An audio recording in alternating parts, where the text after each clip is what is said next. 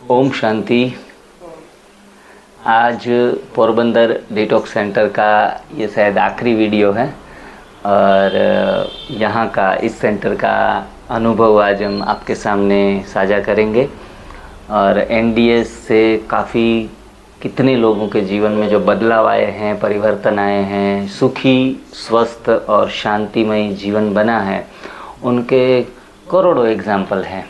तो हम आपके सामने हमेशा प्रयास करते हैं कि कुछ अच्छा बेहतर जीवन आपके सामने रखने और आपको मोटिवेट करने के लिए ये वीडियो रखते हैं। तो आज हमारे साथ फिरोजाबाद, आगरा के बाजू में से वहाँ से आए हैं मेहमान, जिनका नाम है मुन्नालाल और माताजी आपका नाम है मीना बहन। और हमारे साथ पुराने एनडीएस के साधक रवि भाई लोढ़ारी आज जुड़े हैं। तो आज हम कुछ आपके सामने ऐसे अनुभव रखेंगे जो समझो 60 अप हैं, रिटायर लाइफ जी रहे हैं।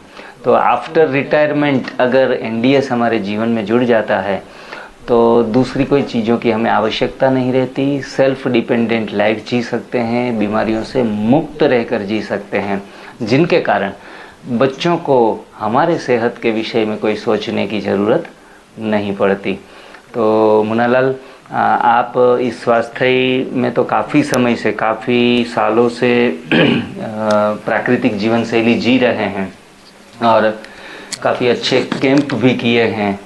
तो अपना अनुभव पब्लिक के सामने रखिए कि पहले आप किस तरीके से इस सिस्टम को, प्राकृतिक जीवन शैली को फॉलो करते थे और अभी पिछले 1.5 महीने से जब आपको एनडीएस से आप परिचित हुए और एनडीएस फॉलो करना शुरू किया, तो दोनों में डिफरेंस आपने क्या फील किया है वो रखेंगे अनुभव। और माताजी का भी कोई यहाँ 5 दिन से जो एनडीएस फॉलो कर रही है तो उसमें कुछ बदलाव आए हैं, उनके विषय में भी आप थोड़ा बात करेंगे। जी वेलकम। मैं मुन्नालाल माहौर, फिरोजाबाद, उत्तर प्रदेश से यहाँ एनडीएस पोरबंदर डिटॉक्स सेंटर में श्री जिग्नेश भाई के अंडर में अपना थेरेपी लेने के लिए, अपना एनडीएस को आगे अच्छी तरह से फॉलो करने के लिए यहाँ आया हूँ 5 दिन के शिविर में। और वैसे तो मैं प्राकृतिक चिकित्सा के बारे में करीब 2021-22 से ही डॉक्टर विश्वरूप राय चौधरी के उनका डीआईपी डाइट फॉलो करता था, क्योंकि है ना मुझे है ना उनके डीआईपी डाइट फॉलो करते करते 2021 में किया, 22 में किया और मैं आज तक वही फॉलो कर रहा था। और उसमें मैंने वहाँ के उनके 2 शिविर भी अटेंड किए 72 आवर्स के।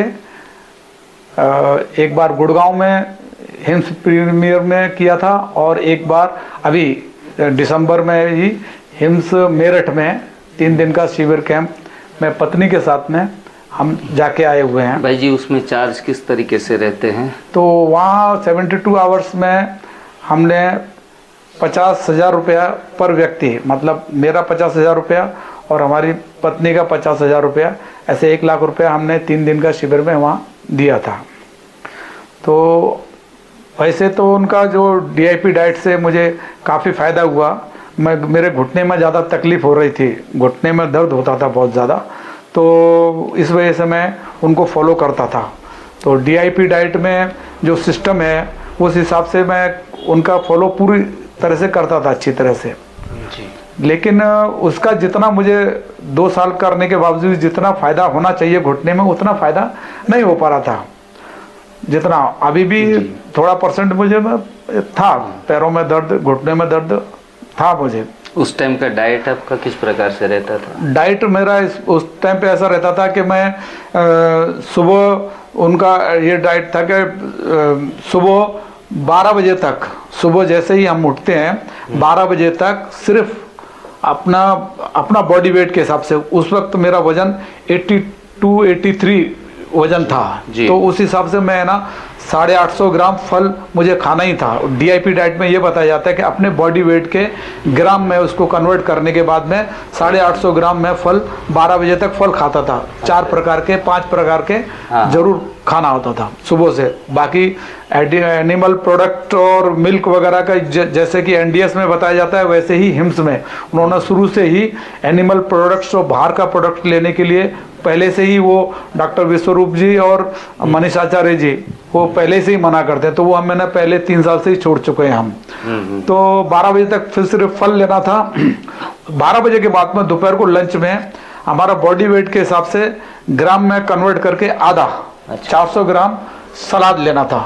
बराबर। प्लेट 1 प्लेट 2 इस तरह से उनका डीआईपी डाइट था। तो मैं रोज 400 ग्राम सलाद लेता था 1 बजे। अच्छा। पहले सलाद लेने के बाद में कुक फूड अपना जो भी मुझे खाना था 2 चपाती 3 चपाती। तो लोग वह कहते थे कि भाई जब इतना 400 ग्राम आप सलाद खा लोगे तो कैसे खा पाओगे। लेकिन उससे मेरा पेट के जो है ना भूख है ना अंगर बढ़ गया था। तो वो हम 400 ग्राम सलाद खाने के बाद में भी कुक फूड हम खा लेते थे। यही हम शाम को करते थे डिनर में। अच्छा। डिनर में 400 ग्राम सलाद और कुक फूड। लेकिन उसमें क्या होता था कि थोड़ा ज़्यादा होने की वजह से मैं कभी कभी सिर्फ शाम को सलाद ले लेता था या फिर कुक फूड ले लेता था। शाम को ये मेरा हो रहा था डीआईपी डाइट में उनके आज तक जो कर रहा था मैं फॉलो डीआईपी डाइट में। मुझे उससे काफ़ी फर्क था। अच्छा। ऐसी बात नहीं है कि लेकिन जो वजन मेरा 82 83 से वो 78 पे आकर रुक गया था। वजन मेरा कम नहीं हो रहा था। अच्छा। वजन 78 था और मुझे वैसे कोई परेशानी नहीं थी। घुटने में जो फर्क पड़ाता था 60% वो मेरे घुटनों में दर्द चला गया था। लेकिन एकदम क्लियर घुटनों का दर्द नहीं हुआ था। तो ये हम कर रहे थे, करने में मुझे कोई परेशानी नहीं थी। लेकिन ये अचानक मुझे ना विशाल भाई जी का एक दिन यूट्यूब पे वीडियो देखा मैंने। विशाल भाई का वीडियो एनडीएस का देख रहा था मैं। उसी वक्त जिग्नेश भाई आपका मैंने वो उनका साथ में ही वीडियो था। तो फिर वो मैंने फिर आपका वीडियो देखा तो एनडीएस में मैं घुसा। मैंने एनडीएस में देखा कि इसमें और उसमें क्या फ़र्क है। तो मैंने कंटिन्यूस वो 1 महीने तक वो वीडियो देखते रहा। मैंने कहा इसमें फ़र्क सिर्फ एक ही लग रहा है मुझे। हिम्स में संजीवनी क्रिया नहीं थी, एनीमा नहीं था। और यहाँ आपके यहाँ एनीमा क्रिया सबसे पहला उसी को परफॉर्मेंस दिया जाता है। सही बात है। एनीमा और उपवास ये 2 चीज़ें मुझे एनडीएस में सबसे बेहतर लगी। और इसको फिर मैंने सोचा कि अपन शुरुआत करते हैं। तो राजकोट से प्रताप चौहान सर जी से मैंने कांटेक्ट किया। तो वहाँ से मैंने एनिमा पॉट और ग्रीन जूस पाउडर ये चीज़ें मैंने वहाँ से उनसे मंगाई मैंने जी। तो 18 अप्रैल से 17 अप्रैल को उनका मेरे को पार्सल आ गया। 18 अप्रैल से मैंने ये एनिमा और ग्रीन जूस और कच्चा खाने पे मैंने जोर दिया। ये पूरा 18 अप्रैल से आज 29 मई है जी। 29 मई तक मैंने बिल्कुल भी है ना सिर्फ इस इतने पीरियड के अंदर 1.25 महीने में जितने भी दिन हुए उसमें सिर्फ 3 या 4 बार शाम का भोजन पका हुआ भोजन लिया है मैंने। रोटी सब्जी वो भी वैसे कच्चा भोजन लिया है। हाँ। लेकिन 4 बार वो भी किसी पार्टी में जाना, किसी दोस्त के यहाँ ये हुआ है शादी में जाना तो वो 4 बार मैं शाम को पका हुआ भोजन लिया हूँ। लेकिन आज तक मैं कच्चा भोजन ही लिया हूँ। उसकी वजह से 78 वजन से कम होने से आज मेरा 67 वजन इस वक्त मेरा आज किया है 67 800 ग्राम वजन है मेरा। बराबर 78 से 67 ये 10 किलो 11 किलो वजन जो भी कम हुआ है ये सिर्फ 18 अप्रैल से और आज तक में हुआ है। बराबर है। तो ये मुझे बहुत बेहतर लगा। तो मैं तो अपना कर ही रहा था फॉलो। लेकिन हमारी पत्नी है ये मेरी पत्नी है ये मीना माहौर। तो इनको भी है ना दमे की तकलीफ बहुत 20-25 सालों से है। इनको गाल ब्लैडर का भी ऑपरेशन हो चुका है और 3-4 ऑपरेशन हो चुके हैं और बच्चेदानी का भी ऑपरेशन, ऐसे 3-4 पेट के ऑपरेशन हो चुके हैं इनके। तो इनको दमा की और सर्दी खांसी की बहुत पुरानी तकलीफ है ना। इनके दमा में सर्दी खांसी एलर्जी इनके बहुत गैस एसिडिटी कब्ज तो मैंने कहा कि भाई मैं जब कर रहा हूँ मुझे इतना फ़ायदा है, तो मैं इनको कैंप में वहाँ एम्स के मेरठ में भी लेके गया था 3 दिन के में। तो इनको वहाँ करवा है, ये करती हैं फॉलो, लेकिन उतना नहीं कर पाती हैं जितना मैं कर पाता हूँ। तो इनको ना तो उन्होंने बताया था इनके लिए कि भाई ब्रीदिंग करना है और सुबह शाम, और कच्ची हल्दी का काढ़ा पीना है सुबह शाम। तो ये इतना फॉलो नहीं कर पाई, लेकिन फर्क नहीं पड़ पाया ज़्यादा। तो मैंने कहा चलो कोई बात नहीं है। मुझे पूरी बीमारी लगी इनको कि भाई इनका जो पेट जो साफ नहीं होता है, कब्ज है, एसिडिटी की जो तकलीफ है, तो वो जो तकलीफें होगी तो ये शायद संजीवनी क्रिया से ही ठीक हो सकती है। सही बात है। तो मुझे ऐसा लगा कि जब तक ये ना इनका पेट का सफाई नहीं होगी, तो फिर मैंने 18 अप्रैल को शुरू किया था, और 18 मई को तो मैंने कहा इनसे कि हमको यहाँ 26 मई को यहाँ आना था पोरबंदर गुजरात में। तो मैंने कहा भाई कि 26 मई को जा रहे हैं हम, तो कम से कम 3-4 दिन पहले आप फॉलो तो करिए। तो क्योंकि वहाँ जा रहे हैं तो आप लोग को यही करना पड़ेगा, वहाँ तो कोई दूसरा कुछ है नहीं, पका हुआ खाना मिलेगा नहीं, या कच्चा ही खाना है। तो इससे अच्छा है कि मैंने कहा आप शुरुआत तो करो। 19 मई से इन्होंने आने से अभी 6-7 दिन 8 दिन पहले से ही इन्होंने संजीवनी क्रिया चालू की, एनिमा चालू किया। तो मैंने कहा चलो कोई बात नहीं, जैसा है। दोपहर तक ये फल फ्रूट ही खाती हैं, सलाद ही खाती थी। इनको कच्चा खाने से तकलीफ होती थी, तो ये उसको स्टीम कर लेती थी सलाद को, तो खाती थी। तो करती हैं, लेकिन पूरी तरह से ये नहीं कर पा रही थी। तो मैंने कहा ठीक है, अब ये हमारे साथ ये आई हुई हैं। तो जब से आई हैं तब से इनको काफ़ी आराम है, ये अभी खुद बताएंगी। और 5 दिन से हो गए इनको, ना तो उन्होंने कोई पका हुआ खाना खाया है, और ग्रीन जूस, उपवास और एनिमा, यही 3-4 चीज़ें चल रही हैं। और इसी के ऊपर इनको मुझे लगता है काफ़ी आराम है। और उभार तो थोड़े आए इनको, क्योंकि जैसे ही इन्होंने ग्रीन जूस चालू किया, वहाँ हम फैजाबाद में थे, तो ग्रीन जूस चालू करवाया मैंने, भाई ग्रीन जूस पियो। तो जैसे ही इन्होंने 2 दिन पालक का जूस पिया, तो इनके मुंह में छाले हो गए, इनको पूरा जलन होने लगी। तो मुझे ऐसा कोई ज़्यादा एक्सपीरियंस नहीं था एनडीएस का। तो मैंने कहा भाई, मैं डर गया। तो मैंने कहा भाई ऐसा है कि अगर तुम्हारे मुंह में छाले आ गए हैं और ग्रीन जूस पीने से वो लग रहा है, मैं डॉक्टर को एलोपैथी के पास इनको लेके गया। एलोपैथी डॉक्टर हमारे डॉक्टर पंकज शर्मा जी हैं, उनको पास लेके गया। तो उन्होंने इनको कहा कि ये इनको पालक का जूस पीने से गर्मी ज़्यादा है, और ये पालक का सीजन नहीं है, तो इनको हो सकता है। तो उन्होंने जूस बंद कर दिया, और एलोपैथी की दवा लेते हुए हम लोग यहाँ आए। लेकिन अब हम जब से यहाँ आए हैं तो ग्रीन जूस पी रहे हैं हम, उससे इनको वो नहीं है। तो ये क्या हुआ, जैसे ही इन्होंने ग्रीन जूस और उपवास चालू किया, तो इनके जो उभार साइड इफेक्ट्स, जो अंदर पेट की गर्मी जमी हुई, ऐसा जिग्नेश भाई के वीडियो और इनका जो एक्सपीरियंस और एनडीएस का जो मुझे अनुभव लग रहा है, उससे ऐसा लगा कि मुझे इनके जो ग्रीन जूस लेने से, एकदम डायरेक्ट फॉलो करने से जो इनको साइड इफेक्ट हुआ है, तो वो उभार आएंगे। अभी जब से ये आई हैं, इनको पैरों में दर्द हो रहा, पैरों में दर्द होने लगा, सर भारी रहने लगा, और क्या क्या हुआ अब ये खुद अपनी जुबानी बताएं तो बेहतर होगा। नमस्ते, ओम शांति जी। ओम शांति। हाँ, हम यहाँ आए हैं डॉक्टर के पास में, जिग्नेश भाई साहब माई के पास। तो हमको बहुत आराम है, आज 4था दिन है, और बाकी यहाँ ले रही हूँ तो इतना मुझे परेशानी नहीं हो रही है। वहाँ घर पे क्या फ़र्क पड़ता है मुझे नहीं मालूम, लेकिन यहाँ जैसे पेट में दर्द नहीं है मेरे को, और जूस भी अलग अलग प्रकार के मिल रहे हैं, तो उससे बहुत फ़ायदा मिल रहा है मुझे, पेट भी साफ़ हो रहा है। और बाकी का पैर में प्रॉब्लम ज़्यादा आ रहा है मेरे को, थकान, पैर में दर्द, तो सर्दी तो मेरे को हमेशा ही रहती है, जैसे ठंडा वगैरह खा लो तो। बाकी बहुत आराम है इससे, तो ये करना चाहिए, और जहाँ तक हो सकेगा मैं करूँगी, जितना होगा मैं करूँगी। और मेरे पति देव यहाँ लाए, उनके लिए बहुत बहुत धन्यवाद, और जिग्नेश भाई भी जी। बाकी बहुत अच्छा लग रहा है यहाँ पे, और प्यार भी मिल रहा है सबसे। डॉक्टर साहब हैं और सब बहन जी भी हैं, सब बहुत अच्छे से बात कर रही हैं, और सब अच्छा ट्रीट कर रही हैं, उसके लिए बहुत बहुत धन्यवाद। आप जैसे माताएं बहनें यहाँ आती है सेंटर पे जी, और हमें ये सेवा का अवसर भी देती हैं, जी, तो ये भी हमारे लिए बहुत बड़ी बात है। हमारी माताजी लगभग 55 साल की उम्र में ही चली गई और तब हम एनडीएस के बारे में कुछ जानते नहीं थे जी। तो आज जितनी भी बड़ी बहनें आती है माता समान जो भी, तो उनको ये एनडीएस की राह दिखाने में सुकून मिलता है कि कम से कम वो तो अपना जीवन बेहतर बना ले।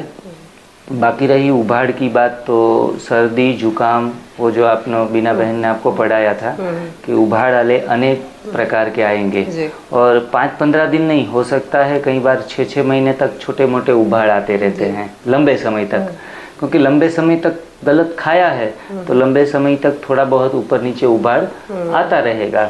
तो उभाड़ से घबराना नहीं है। जब भी उभाड़ आए किसी भी प्रकार का, तो एक तो एनीमा तो भूलना ही नहीं है, फास्टिंग थोड़ा बढ़ा देना है।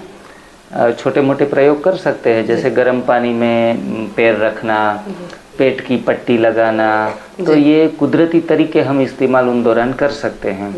तो अपने आप ही उभाड़ 1-2 दिन में, 4-5 दिन में, कोई बड़ा उभाड़ है तो 4-5 दिन में वो अपने आप ही शांत हो जाते हैं। शरीर को पूरा मौका देना है, शरीर को मौका देंगे, घबराएंगे नहीं, थोड़ा आराम करेंगे, ज़्यादा मेंटल टेंशन भी नहीं लेंगे किसी भी बात का। क्योंकि कई बीमारियां ऐसी होती है जो हमारा दिमाग तनाव में रहता है, मन में चिंताएं बनी रहती है किसी भी प्रकार की, तो भी हमारे शरीर में इतने सारे गलत केमिकल्स क्रिएट होते हैं जो अनेक बीमारियों को लाने के लिए वो कारणभूत बनते हैं।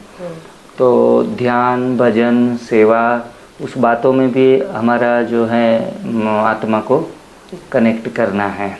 तो बहुत बहुत बधाई, शुभकामना कि आप अपना जीवन भी सेहतमंद बनाइए और आगे दूसरों को भी, जब आपका अनुभव हो जाएगा तो आप भी किसी को कहने बिगर रह ही नहीं सकती कि ये इतनी सुंदर चीज़ मुझे मिली है, तो दूसरों को भी ये कुछ फ़ायदा करे। और हमारी वजह से अगर 5 आदमी भी ठीक होते हैं तो भी हमारा जीवन सफल हो जाता है। तो दीप से दीप जलाना है। और जिसने भी ये अनुभव किया है एनडीएस का, वो एनडीएस के अनुभव को भूल नहीं पाते हैं। तो हमारे साथ जुड़े हैं रवि भाई लोढारी, जिनको आपने लगभग 1 साल पहले काफ़ी सारे वीडियो में देखे होंगे, जिनकी आयु है 63 इयर्स और नगर पालिका में रिटायरमेंट ले चुके हैं, फ़िलहाल रिटायरमेंट लाइफ जी रहे हैं और एनडीएस को लगभग 4 साल से जुड़े हुए हैं और अपने जीवन में काफ़ी सारे बदलाव लाए थे। कोलेस्टेरॉल प्रॉब्लम है, मोटापा है, फिशर फिस्टुला है, तो ऐसी अनेक बीमारियां, दमा, श्वास चढ़ना, तो ये सारी बीमारियों को ख़त्म कर चुके हैं और बाद में वो कोई भी बीमारी वापस नहीं आई है। लेकिन जब इंसान ठीक हो जाता है तो थोड़ा एक टाइम खाने की हम छुट्टी दे देते हैं, तो कई बार 2 टाइम खाना शुरू कर देते हैं या 3 टाइम कर देते हैं, फिर भी आज के दिन में वो एनीमा इस्तेमाल करते हैं और आज मिलने के लिए आए तो बता रहे हैं 3 टाइम हम भोजन ले रहे हैं। तो 3 टाइम लेने से उनका जो 28-30 केजी वज़न कम हुआ था, उसमें फिर 10 केजी और बढ़ गया है। लेकिन खुशी की बात यह है कि बीमार नहीं हुए हैं, क्योंकि गंदगी को शरीर में जमा नहीं रहने देते हैं, सुबह शाम एनीमा कर लेते हैं। तो ये एनीमा का शुक्रिया कि जिनके कारण खाना गलत तो जा रहा है लेकिन रुक नहीं रहा है, तो बीमार नहीं हो रहे हैं। लेकिन ये अच्छी आदत नहीं है। जैसे हम आटे में वो जो पीसते हैं, हाँ, वो थोड़ा आप समझाइए मुन्ना जी। हाँ, नहीं, ये है मेरा कहने का मतलब ये है कि जैसे कि हम चक्की पे आटा पीसने के लिए जाते हैं, तो 1 किलो अगर आटा पिसवाएंगे तो 1 किलो आटा बाहर नहीं निकलता। हाँ। उसमें से 100 ग्राम 50 ग्राम उसके अंदर रह जाता है। ये तो गेहूं का आटा बनने के बाद में। इसी तरह से अगर हम रोटी या अनाज खाएंगे तो वो पेट में जाके आंतों में चिपकेगा ही, तो चिपकेगा तो वो अपने को नुकसान करेगा। आंतों में जाकर अगर चिपक गया तो वो हम ये आज 60 साल से हम लोग ये खाते आ रहे हैं, तो ये धीरे धीरे जमता जाता है और इससे बीमारियां बढ़ती हैं। अनाज, जितने भी जो दालें होती हैं, अनाज होते हैं, तो हम इसको अगर मुंह में डालें तो वो पेट हमारा पचा नहीं पाता है इसको। तो वो जब हम सुबह जब लेटरिन जाते हैं तो वो वैसे के वैसे ही साबुत के साबुत निकलते हैं। इसका मतलब है कि ये अनाज और दालें ये हमारे लिए नहीं ईश्वर ने बनाई हैं, हमारे लिए जो बनाया गया है वो सिर्फ फलहार जो ताज़ा जो कि भगवान ने पकाया हुआ है वो हम खाएं। तो यही है कि कच्चा खाएंगे तो धीरे धीरे आदत पड़ जाएगी, जिससे कि बीमारियां नहीं होंगी। पका हुआ खाना तो सही नहीं है, ये हमने NDS को फॉलो करते करते सीख रहा हूँ। और जिग्नेश भाई से मैं एक खाली ये पूछना चाहता था सवाल एक, जिग्नेश भाई अगर ये एनिमा करते करते समझो अगर हम आदत हमें इसकी लग जाए तो क्या ये सही है? क्योंकि अगर हम कच्चा ही खा रहे हैं और सुबह हम अगर फ्रेश नहीं हो पाते हैं तो ऐसा लगता है कि अरे हमारा तो फ्रेश नहीं हुए, तो बिना एनिमा लिए हम फ्रेश ऐसा पेट साफ नहीं हो रहा है, तो आगे जाके इससे कोई तकलीफ या कुछ ऐसा नुकसान हो सकता है एनिमा लेने से? इसके बारे में थोड़ा सा मुझे बताइए सर। मेरा ये 7 साल का तजुर्बा खुद का है कि मैं एनिमा का उपयोग करता हूँ। और पहले समझो 5-5 पोट एक साथ में लेने पड़ते थे, अभी 100 ml का एनिमा कभी कभी ले लेते हैं। और ना मेरे को आदत बनी है।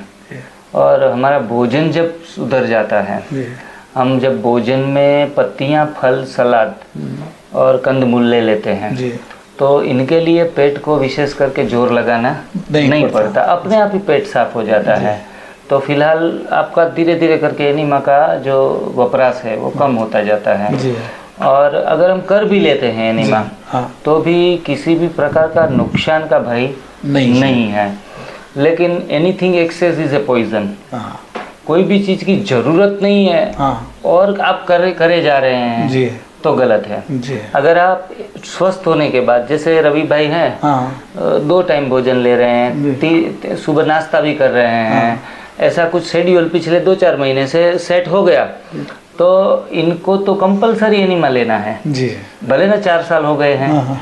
अगर गंदगी रुकेगी तो वो बीमार होके यहाँ आते, जबकि आज बीमार होके नहीं आए हैं, ठीक होके आए हैं, फिट हैं, खाना भी खा रहे हैं, अपना जीवन भी जी रहे हैं 63 इयर्स में। लेकिन एनिमा को जोड़ के रखा है तो रवि भाई आपको कोई कंप्लेन नहीं है कि भाई एनिमा से आपको कोई कमजोरी आ गई है? एनिमा लगाने से पेट भारी ना भारी लागे, एनिमा लगो तो ग्रीन जूस नहीं पीना तो पेट खाली लागे, एनिमा लो तो पेट तेरे भारी है। ये अनुभव इनका ये है कि मानो कि दिन में 5 बार भी यूज करते हैं लेकिन थोड़ा पेट भारी लगता है एनिमा करने के बाद भी, क्योंकि आपने अभी जो वो पक्का भोजन खा रहे हैं, वो आटे में कुछ ना कुछ वो चिपक जाता है, वो चक्की में से पूरा आटा नहीं निकलता, इसलिए पेट भारी लगता है। तो जब आप ग्रीन जूस लेंगे, फिर शरीर को फास्टिंग देंगे, तब जाके कचरा निकलेगा। बाकी पूरा कचरा निकलने की संभावना नहीं है। और इस तरीके से थोड़ा आगे करते जाएंगे तो एनिमा लेते लेते भी बीमार हो सकते हैं। क्योंकि खाना परिवर्तन नहीं करेंगे और नया नया डालते रहेंगे तो इतना जमा हो जाएगा कि एनिमा से 25% निकल रहा है और 50% और जमा कर रहे हैं। तो एनिमा की आदत की कोई डर रखने की ज़रूरत नहीं है। और अगर हमें लगता है आज के दिन में भी कि मेरे को 100-200 ml में एनिमा प्रयोग कर लेता हूँ तो ये एक अच्छी आदत है। हमेशा हमें सुबह उठ के परमात्मा को याद करते हैं, पूजा पाठ ध्यान कुछ करते हैं, तो एक बार आदत लग जाने के बाद फिर आप कब पूजा पाठ नहीं करोगे ना, सीधा काम धंधे पे चले जाओगे तो आपको लगेगा कि कुछ मिस हो रहा है, मिस कर दिया। तो ये भी आदत है।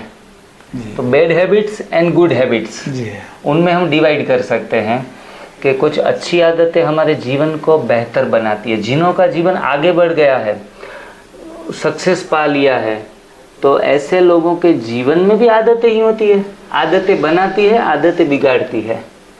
तो इस हिसाब से है। बाकी आप नेचुरल लाइफस्टाइल जिएंगे तो मैं समझता हूँ कि 6 महीने के बाद आपको एनिमा की आवश्यकता कभी भी नहीं बनेगी। ऐसा नहीं लगेगा कि एनिमा की आवश्यकता है मेरे को। जब पका हुआ जोर शोर से खाएंगे तो आपको ये आवश्यकता बन जाएगी। तो हम अक्सर कई बार कहते हैं कि एनिमा जो है यूज़ करना अच्छा है, एनिमा सदे के लिए यूज़ करना अच्छा है, लेकिन एनीमा की आवश्यकता अगर बनी रहती है तो ये गलत बात है। तो इस हिसाब से आप जाओ। बाकी काफ़ी रोग मिथ भी हैं भाई, कोई अच्छे बैक्टीरिया निकल जाते हैं, ये है वो है सारी चीज़ें, लेकिन अरबों खरबों बैक्टीरिया होते हैं हाथों में जी। तो थोड़े बहुत उसमें से 2% निकल गए तो उसमें डरने वाली बात नहीं है। आप सही खा रहे हैं तो कुछ भी नहीं होगा। हाँ, अगर आप बैलेंस डाइट नहीं लेते हैं और अकेला एनीमा ही करते रहते हैं तो आपको कमजोरी आने की संभावना रहती है। आप सिर्फ अभी शरीर अनुकूल नहीं हुआ, पत्तियाँ, सब्जियाँ, फल, कंदमूल, स्प्राउट्स, ये सब कुछ बैलेंस डाइट में आता है। बैलेंस डाइट नहीं करते हो, अपने हिसाब से करते रहते हो, एक फल खा के चला लेते हो और साथ में एनीमा करते रहते हो तो आपको लगेगा कि थोड़ा ज़्यादा कमज़ोर, दुबले पतले भी बहुत ज़्यादा हो जाते हैं और थोड़ी कभी कभार कमज़ोरी भी आने की संभावना रहती है। तो सही विवेक बुद्धि से एनीमा का प्रयोग 3 महीने 6 महीने अच्छे तरीके से कर लो। बाद में एनीमा की आवश्यकता न बनी रहे, इनका भी पूरा ख्याल रखना है, जिनके कारण बार बार पानी चढ़ाने की आवश्यकता न हो। ये मूर्खता है। सर जैसे हम अभी सफर किया हमने, जैसे फिरोजाबाद से अहमदाबाद तक, बिल्कुल, तो जैसे हमको थोड़ा पानी गर्म पीने की आदत है। जैसे अभी एनीमा ना कहीं नहीं ले पाते हैं तो गर्म पानी ले सकते हैं, बगैर गर्म पानी के मतलब पेट साफ नहीं होता है। नहीं होता, ये आदत जो पुरानी पड़ गई है हमें, गर्म पानी लेने के बाद पेट साफ होता है, वो धीरे धीरे करके आप 2-3 महीने लगातार कर लेंगे तो फिर मैं समझता हूँ गर्म पानी पीने की आदत भी निकल जाएगी और जरूरत भी नहीं पड़ेगी, आप शरीर मांगेगा ही नहीं। वैसे तो एनीमा लेंगे, जैसे अचानक कहीं फंस गए तो गर्म पानी ले सकते हैं। तो आप हल्का सा गुनगुना पानी, बहुत गर्म पानी नहीं, लेकिन हल्का सा गुनगुना पानी शाम के समय में कभी भी ले लो। हाँ जी, सुबह नहीं लेना है। सुबह जो पीता, जो पहले अपन पीते थे गुनगुना पानी, वो नहीं पीना है। बाकी पानी की आवश्यकता भी बहुत कम रहेगी, आधा लीटर पानी में भी 2-2 दिन चलेगा, क्योंकि जो सही चीज़ें खा रहे हैं उसमें पानी की मात्रा बहुत होती है। टमाटर, ककड़ी, सभी चीज़ों में, बीट में, गाजर में। मैं आपको अनुभव बता रहा हूँ मैं सर जी, कि जब से मैंने ये NDS चालू किया है, पहले तो मैं कम से कम 8-8 गिलास पानी पीता था। हाँ जी। लेकिन जब से एक अच्छा खाना और फल फ्रूट जूस पीना चालू किया है तो मुझे याद ही नहीं आता है कि मैं पानी पी रहा हूँ कि नहीं पी रहा हूँ। कभी रात को सोते वक्त लगता है कि एक गिलास पानी पी लो, ऐसे पीने की आवश्यकता ही नहीं महसूस होती है। तो ये कमाल है। बाकी लोगों ने तो एक थियरी दे दी कि 2 लीटर पियो, 4 लीटर पियो, तो ऐसी कोई थियरी में जाना नहीं है। जब आवश्यकता के अनुसार आप पियो। तो रवि भाई से मैं बोलूँगा, रवि भाई आगे के लिए अभी NDS फिर से किस तरह से शुरू करोगे, या 2-3 दिन खाना चालू रखना है? अभी मैं फिर एक छत से NDS चालू करना चाहता हूँ और फिर एक टाइम रात को ही भोजन करूँगा, बपोरना और सुबह का नाश्ता बंद कर दूँगा। बराबर। और रेगुलर एनीमा लेऊँगा और सलाद, फ्रूट ये सब खाऊँगा और सुबह स्विमिंग में जाऊँगा। बराबर। फिर मेरा शरीर 82 kg है। मैंने सोच लिया कि अभी मैं 65 कर रहूँगा, तो कुछ भी हो जाए लेकिन मैं ये छोड़ूंगा नहीं, ये मेरा वादा है। और आपको आम खाने हैं अभी आम, पाइनएप्पल, पेटी, बनाना, ये सब कुछ खाऊंगा और पका हुआ खाना नहीं खाऊंगा, ये मेरा वादा है। बराबर है। चलो अच्छा है कि अभी आम की सीजन भी चल रही है, तो 2 महीना, अभी 1-2 महीना जितना भी मिलता है तो आम भरपेट खाओ पूरे दिन में। हाँ, और तरबूज जैसे नहीं बनना है, आम के जैसे बनना है। हाँ बनाना जैसा। जी, तो आप सभी दर्शकों का बहुत बहुत धन्यवाद, शुक्रिया। आप सभी हमारे वीडियो देखते हैं, सराहते हैं और खुद भी अपने जीवन में इस्तेमाल करते हैं। और मुन्नालाल और मीना बहन, आपका भी बहुत बहुत दिल से धन्यवाद करते हैं। Thank you very much.